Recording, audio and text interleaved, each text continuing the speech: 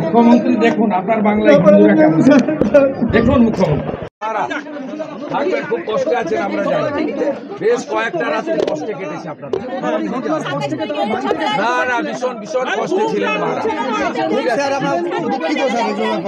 পুলিশের কাছে 3 বার আবেদন জানিয়েও অনুমতি মেলেনি।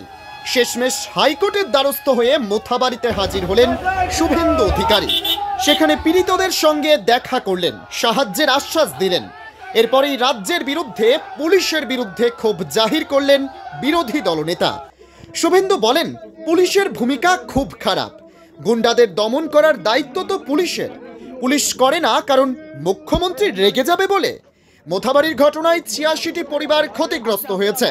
মহামান্য হাইকোর্ট 4টে পয়েন্টে যাওয়ার অনুমতি দিয়েছে। যাদের যা ক্ষতি হয়েছে আপাতত তার 50% আর্থিক সাহায্য তুলে দেওয়ার চেষ্টা করছেন বলে জানান শুভেন্দু। শুক্রবার হাইকোর্টের রায়ে মালদার মোথাবাড়ি গিয়ে আর কি বললেন বিজেপির বিধানসভার বিরোধী দলনেতা শুভেন্দু অধিকারী দেখব।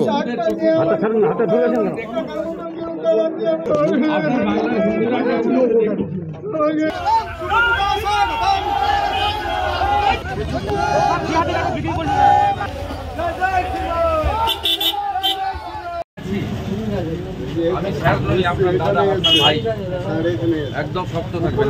আর কি আছে, চলো। আর কার আছে? এটা স্যার, এটা মন্ডলের কি কি হয়েছে আপনার? গোটে ভেঙেছে আর নিচে আমরা থাকি থাকার বন্ধ ছিল না, মানে 3টা রুম এরকম ইউনিভার্সিটি চাপা খালি খালি সব মানে ভেঙে দিয়েছে 3টা রুম। আপনি এফআইআর করেছেন? হ্যাঁ করেছি স্যার। এই ব্যবস্থা হবে সুশান্ত মন্ডল, আপনার ব্যবস্থা হবে, এখানে এই জিনিস বন্ধ হবে। আমি এগুলো আগেও বন্ধ করেছি, মমিনপুর, ইকবালপুর, ডালখোলা, করছে কিন্তু মুখের ভাষাটা অতিরিক্ত খারাপ করছে।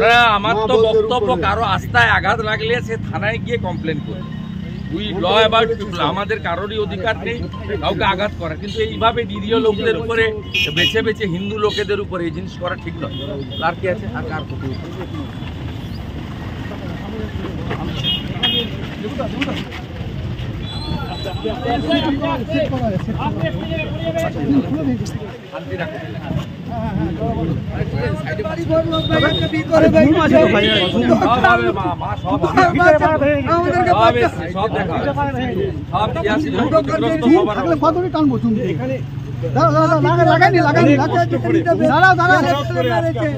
যেদিন ঘটনা ঘটে পরের দিন থেকে 3 বার প্রদীপ যাদবজিকে আমি মেসেজ পাঠিয়েছি, মানে মেল পাঠিয়েছি আমার অফিস থেকে, আমাকে অ্যালাউ করুন, একা অ্যালাউ করুন, দুজনকে অ্যালাউ করুন।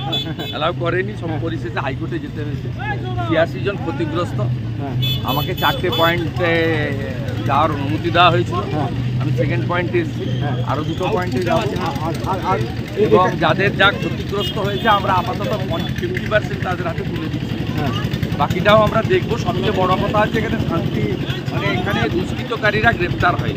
এখানটা উল্টে 23 জন নিরীহ হিন্দুকে গ্রেপ্তার করা হয়েছে। এই বিষয়টা তো এটা কি পুরো পূর্ব পরিকল্পিত? শুধু একই নয়, একই রকম ভাবে পুলিশের তো অবহেলা আছে। এটা তো ফেসবুক লাইভ করে আগের দিন ঘোষণা করে মারপিট করেছে। পুলিশ যদি আজকে ধরুন যে ব্যবস্থা রেখেছে আমার জন্য, বা সেদিন তারপরে যে ব্যবস্থা রেখেছে, ওই ব্যবস্থা থাকলে করতে পারত। মানে এটাই হোক বা জঙ্গিপুরের ঘটনাই হোক বা সুতির ঘটনা হয়, সবটাই কি তার মানে না? এটা তো পুলিশের নিষ্ক্রিয়তাটা একটা বড় অভিযোগ। এগুলোতে রাজনীতি দেখা উচিত। ভোট ব্যাংকের স্বার্থে মুখ্যমন্ত্রী রেগে যাবে, পুলিশ